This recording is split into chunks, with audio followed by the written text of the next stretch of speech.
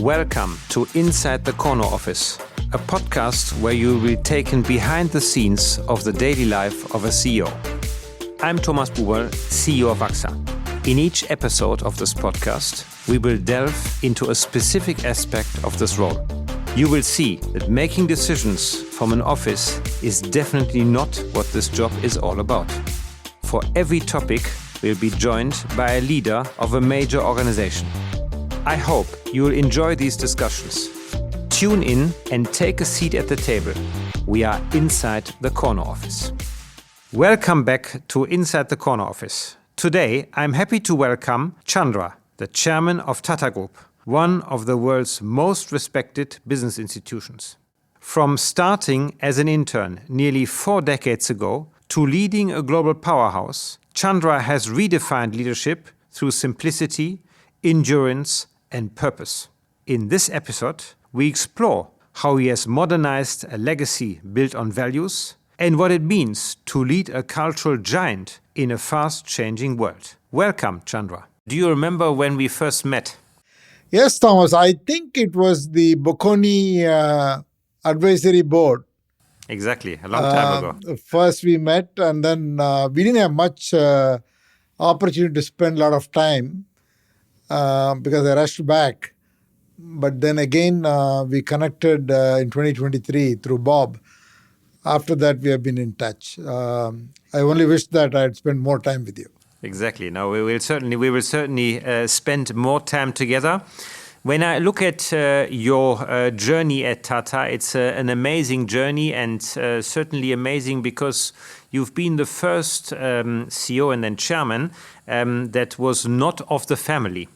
So how was that transition at the time when you arrived there? It was a fairly traditional company, and you were faced with not being from the family and have to reinvent the company.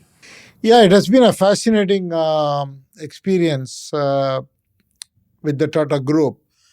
Now I'm entering my 40th year with the Tata Group, of which the first 30-odd years I spent with TCS.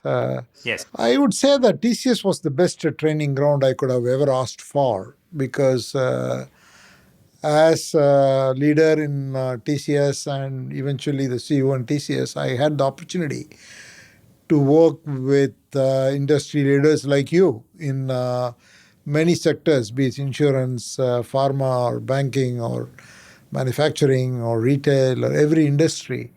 And I got to travel and worked with many geographies, from Latin America to US to Japan, every part of the world. So I had a very good idea about global businesses, about industries. So when I came here to Tata Sons, it was a big shift for me, yes, because it was a massive responsibility. And also I was taking over from Ratan Tata, who was a legend, an icon. Big Iconic shoes leader. to fill. So I never told myself that I'm getting into shoes. I just told myself that I'm getting into a job and I'm going to do what I can. And I really have enjoyed these last 9 years now, because I got a bird's eye view of the world, of the businesses, of markets, different industry challenges.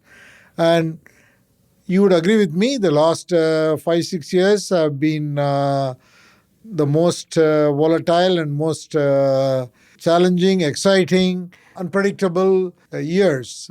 So it has given me a tremendous opportunity to go through this period. But at the time when you took over, did the family give you a fairly free hand to shape the company you wanted, the way you wanted, or was it fairly constrained? Do you remember these first moments? Yes, absolutely. I think I took it at a very difficult time. If you know, there was a big change that happened at the time. The previous chairman was removed. And Yes. So I came in at a time when there were quite a few tense moments.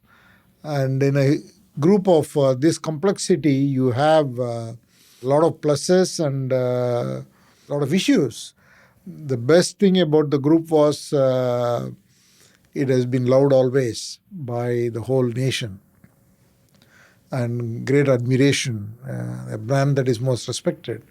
But we had a lot of financial challenges in different companies. But I got down to addressing it in my own way and running a huge transformation for which Mr. Tata gave me a free hand. Talking about this transformation, because the company, when you took it over, had, I would say, a lot of legacy risks. Very traditional businesses. The financial situation was not the greatest. It was very capital intense, and you decided to transform it into a future-oriented portfolio with much better financial construction. How did you do that? How did you take everybody on the journey? Because it was not an easy transformation. See, I think it was clear to me that I have big support because country as a whole wanted Tata to succeed always. So that goodwill was a huge source of strength. But at the same time, I felt that I needed to do many things. One was get to financial fitness. So I brought in a huge focus on cash flows and balance sheet. So I used to say fitness first, performance next, direction first, velocity next. I came up with basic themes which was adopted by the group because I had to show some early successes. The moment, it's not about driving it from the top. While you can do that, it's very important that you get everybody aligned.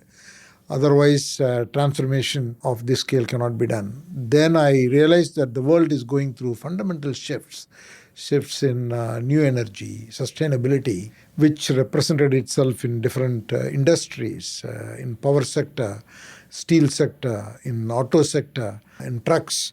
So in many industries in which we are present in a big way and highly carbon intensive, we need to do a transformation and we need to make big bets.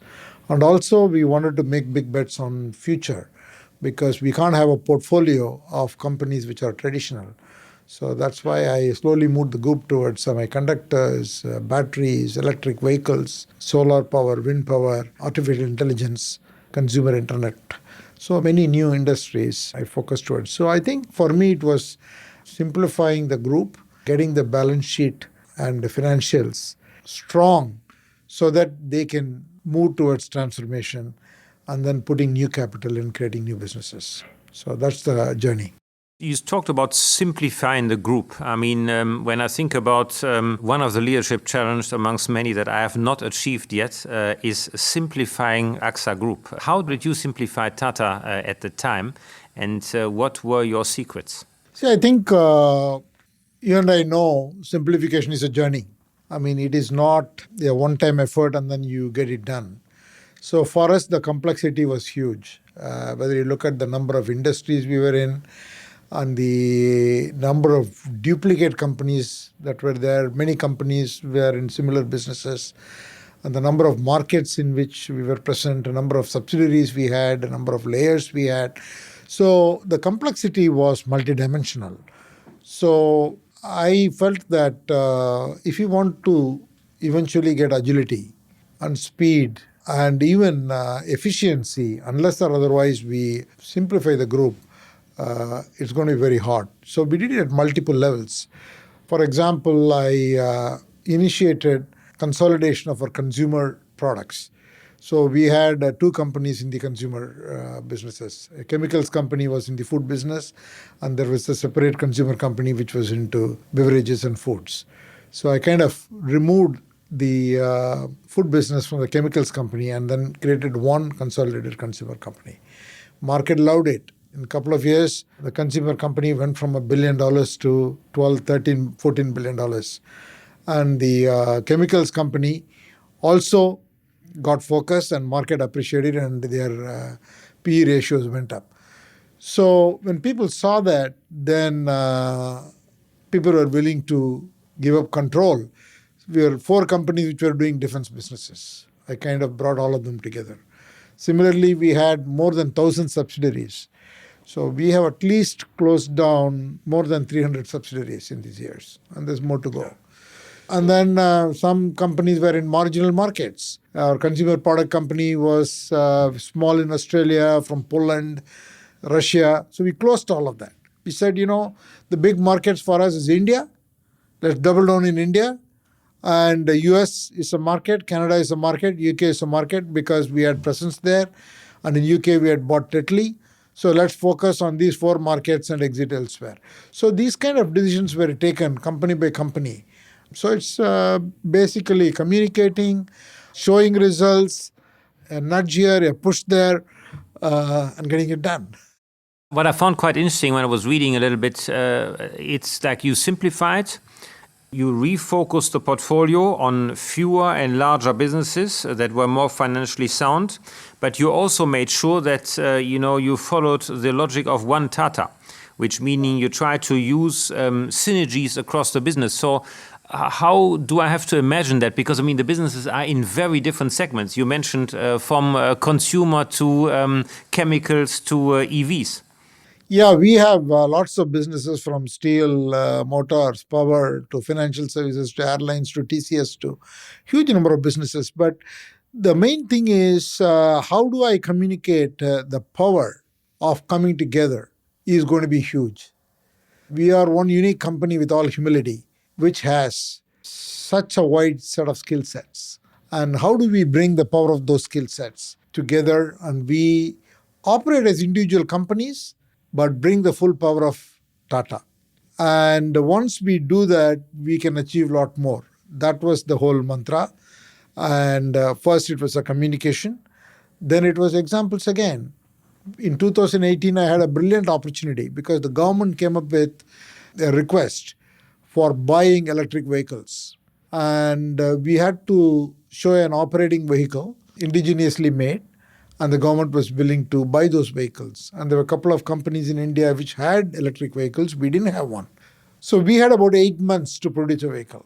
So I remember calling a German who was leading the Tata Motors passenger cars. He told me, "You must be joking." But I said, "No, we're going to produce a vehicle in 6 months." So I got together the experts from Tata Motors, our auto parts company, TCS, and another technology company, Tata Technologies in engineering, 4 or 5 companies which had skill sets, formed a team of 50 people and put a leader. And then we gave them a mandate. Thomas, you won't believe, they produced a vehicle in 6 months. Wow. And then that went through the qualification criteria and that got qualified. Yes, it was not a perfect vehicle. So we needed to do a lot of additional things over the next 12 months. But we had a vehicle which is running, which met the basic criteria, the mileage, range, and heat and other criteria. So that showed people what's possible. Then, since then, I think it has become a movement. And now it is not like everything comes to me, and there are a lot of relationships. And I started to create group forums. I created one event called Connect, Tata Connect, which happens in April every year, where the top leadership, some 600 people from companies come. And everyone talks about what they achieve. And these kind of events and business excellence forums, a lot of connections. It's all about getting people to believe, getting people to aspire, the art of possible. Because you will never know more than the CEOs. We've got to accept that. I'm never going to know more than the operating teams. Yeah. So if you can encourage them to think beyond, then facilitate conversation which can happen naturally. And then if it can go down, then things happen. And that's what has happened. And we have achieved a lot of good success in One Tata. But I think the future is going to be hugely enormous. So that means basically when you work with your teams, you give a lot of empowerment and you trust that they are collaborating well enough to make things happen. How do you find the right balance between, on the one hand, delegating a lot and empowering teams, but also make sure that things get done? I think the rigor of the process is very important. I encourage them a lot to think bold, work together and come up with proposals. But, at the end of the day, the proposals go to the individual boards. They know that I'm behind it, but at the same time, they have the opportunity to validate. So the business case has to be validated, deadlines have to be validated, execution has to be guaranteed, resources have to be aligned. So I kind of follow the cycle that aspiration is the start. Then comes strategy. Then comes people. Then comes execution. Then monitoring and control. All are important. So you kind of empower them. You have their back covered to some extent. But at the same time, you got to hold them accountable. And that comes through the formal governance process. There are boards, there are committees, and, they do all that work. And, so we don't interfere with the governance process. Every exciting project will not go through. Some exciting project will get stopped, and so be it. What is interesting, so I spoke to somebody the other day who works closely with you, and despite the fact that you have such a large portfolio of activities, the one thing he said was, he's always accessible. When I write him an email or write him an SMS, no matter when, I get an answer. How do you balance, on the one hand, letting people work, letting the process work, but on the other hand, being there? And how do you divide your time as well with so many different businesses? So I think, Thomas, I have developed a couple of important lessons early in life for all these years. Because I was in TCS in a services-oriented industry, whether it was a customer query, customer call, or an employee at any level needing attention because he's serving the customer, I always had to be responsive and be available. And I can't sit on protocols, I can't sit on hierarchy, I can't sit on process. If anyone tries to reach me, a customer, I will be there. And if there is an employee trying to do something, needs a resource, needs a help, I'll be there. So that is something that kind of got inculcated in me over the years. So when it comes to running a group of this size, one thing I feel is the best gift that you can give it to people is attention. Actually, people really don't care whether you are solving their problems. Because sometimes you will be able to, sometimes you will not be able to. But people cannot accept that if you're not willing to, at a time of need, if you're not willing to resolve to them. That problem can be one of many that comes your way. But for the guy who is sending a message, this is an important one and he's waiting on it. So I kind of try to prioritize responding to people. Sometimes I also feel that I'm over-accessible. And I also am very comfortable working with what the other person is comfortable. Some people are comfortable in calls, some people are in WhatsApp, some people are in email. I'm quite happy with that. So I don't think it's a special quality, but I think as a leader, you are working with an ecosystem, be it your customers, be it your employees and partners. You've got to be available. But there are times when people misuse, when they misuse, you don't respond. Over the years, which is genuine, which is not genuine. So that was one lesson. You said you learned a couple lessons. One is, you need to be accessible. You need to respect, people's need for help. What are other lessons you have learned? The second one is the best thing you can give is attention. It's not necessarily you solve attention. Yeah. And many times you can point them in the right direction. Hey, did you reach out to this guy? Can you do this? Can you do that? So many times it's providing direction. Yeah. When you look at your whole tenure and what you have achieved, what makes you most proud? I think, Thomas, it's a journey. Okay? Business and life is a journey. I am very happy that I have this enormous opportunity. To think that I'm the smartest guy will be arrogance. You have to continue to do what you have to do to move the world forward. And Tata Group is a great platform. A platform which has got a huge presence in this country and also has quite a meaningful presence globally in every market. And we can solve big problems. We do what is important for India. And We are driven by purpose. In everything we do, we think about people and community, not only at the C-suite, but across the board. And to be able to lead such a group where you can make a positive change in multiple dimensions is a huge privilege. So that is the joy. That is the joy. And you get it right some days, you don't get it right some days. Every day will not be the same. But every day you've got to be doing better than the previous day from your point of view. I fully agree. And I mean, if you look at Tata, it's a real institution. I mean, it's not a big business. It's in India, it's a real institution, and worldwide as well, which also brings other topics with it. You know, if you are such a large company, such an institution, you know, you sometimes are very much torn between what needs to be done in business versus what needs to be done for society or for the political agenda. Certainly, as you said earlier, in a very divided world. So how do you balance this out? Because you can't only focus on business. So I think that way I'm very fortunate because our founder said it very famously. Community is not yet another stakeholder in business. It is the very purpose of business. So it is very deeply ingrained in the group. 2/3 of our group are owned by trusts which are philanthropic. And the decision making at all levels takes into account people and community. And that comes naturally to the company. It is not that we don't take tough decisions. We may have to take tough decisions, but we don't hurry them. And we don't over-optimize them. For us,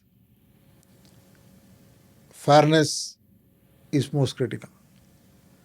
Whether it is employees, partners, customers, governments, everything was very important. For example, in 2017 when I took over,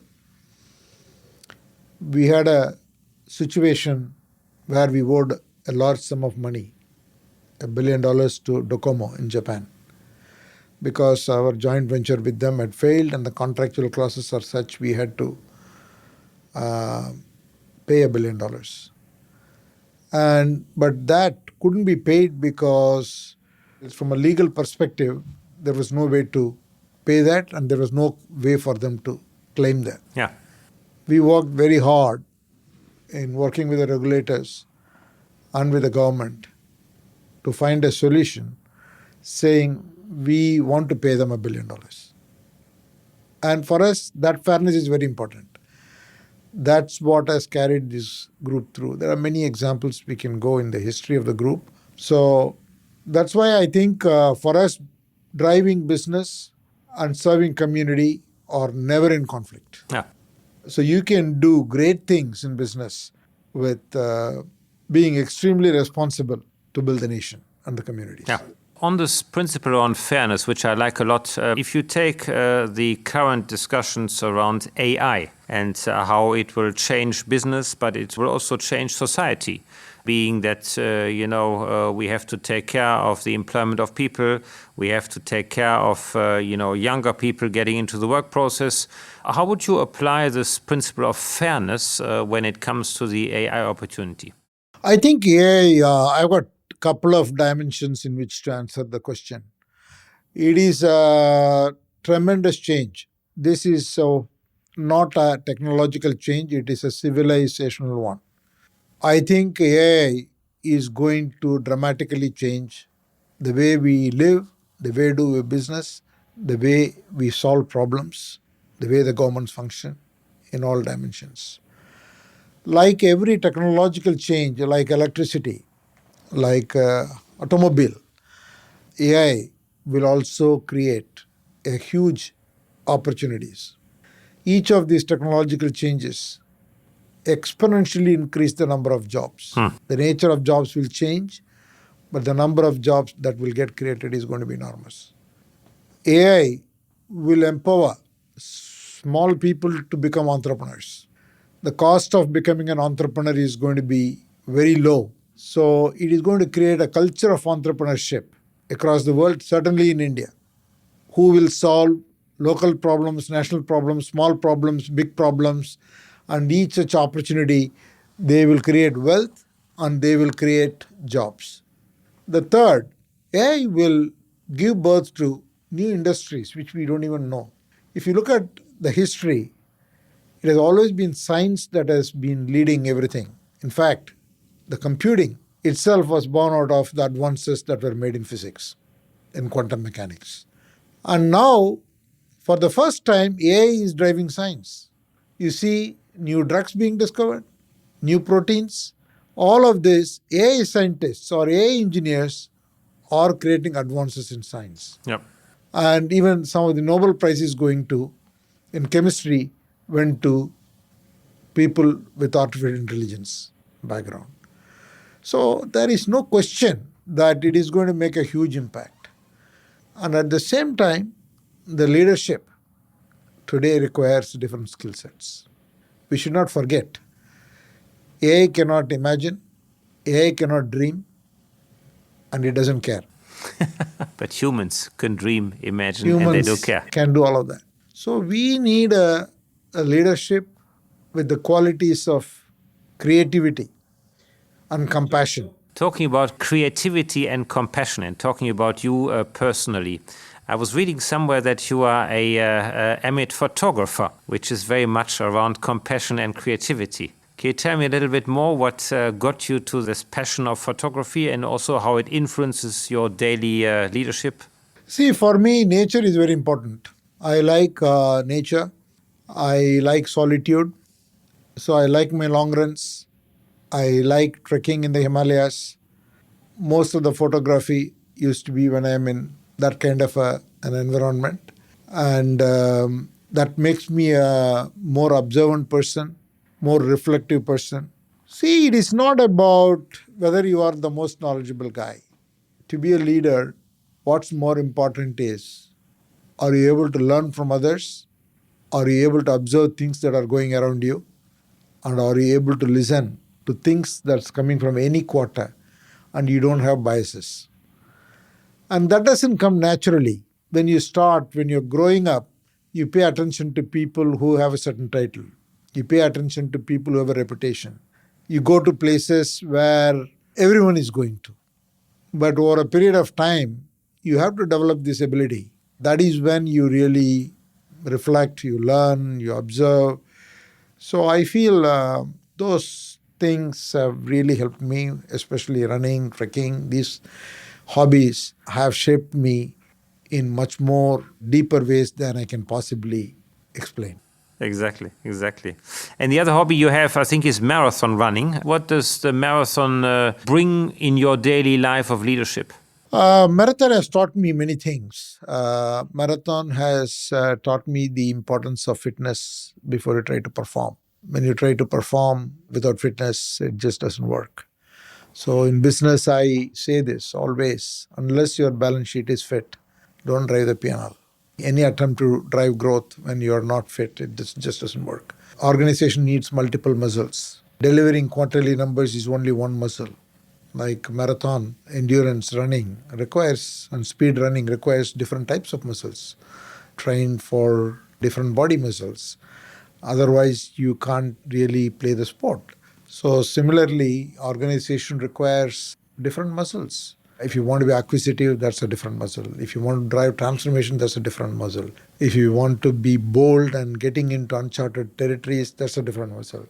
So organizations require different muscles, but many times the financial success for a few quarters gets people confused, saying that we are on the right track. But one shock can put you in trouble. So endurance, patience, more observing, listening, everything need not be achieved at the great speed.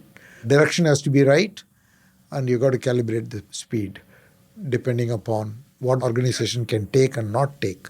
But to really stay on the right track, you also need to reflect a lot. That often, I find, suffers a little bit in the daily rhythm of always being engaged through the business, with employees, with communities. How do you reflect, and where do you take time to reflect? So I think for me, my reflection time is usually my running time on a daily basis or on a weekly basis. Every time I run a marathon, I try to take 2-3 days off. And nowadays, I try to run races in very remote places. For example, I went and ran Valencia or Reykjavik. So and take a 3-4 days off, and that's the kind of time I enjoy, to be with myself or with 1 or 2 people and go for a trek. Those are times I really like. Yeah, as you rightly said, reflection is very key. And in modern day situations, people don't have time.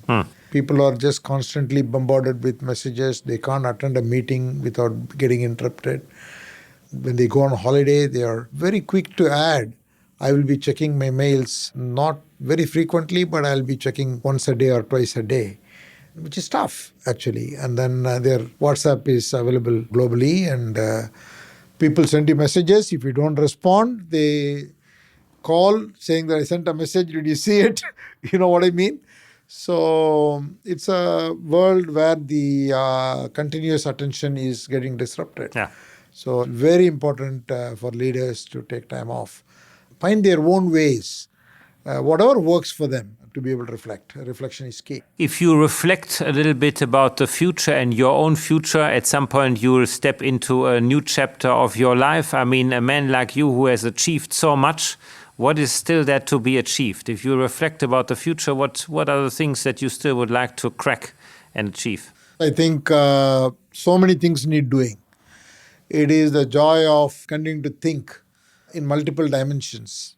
There are many, many things that not necessarily business that I'm interested in. And, some are personal, some are society related, some are business related. I think there is more to do, and most importantly, there is more to learn. And there are more people to connect with.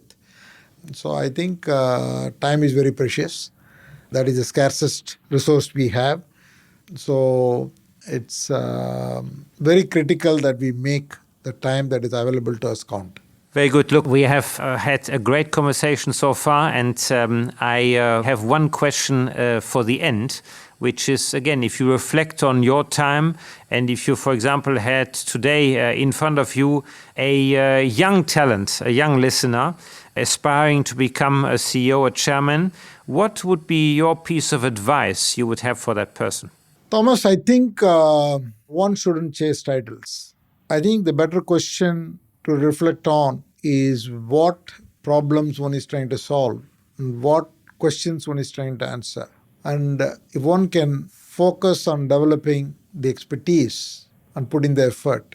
As one famous sports person, I don't remember who it is, I read long ago, which has stayed with me always. It is not the winningness. It is not the willingness to win that is important. And that's common. It is the willingness to put in the effort to prepare to win is rare. So I would leave that thought with the youngsters. Very good. That's very insightful. Excellent. Thank you very much, Chandra. This was a great conversation. I really want to thank you. Thank you. Thank you, and have a great day. All the best. Thank you. Bye-bye.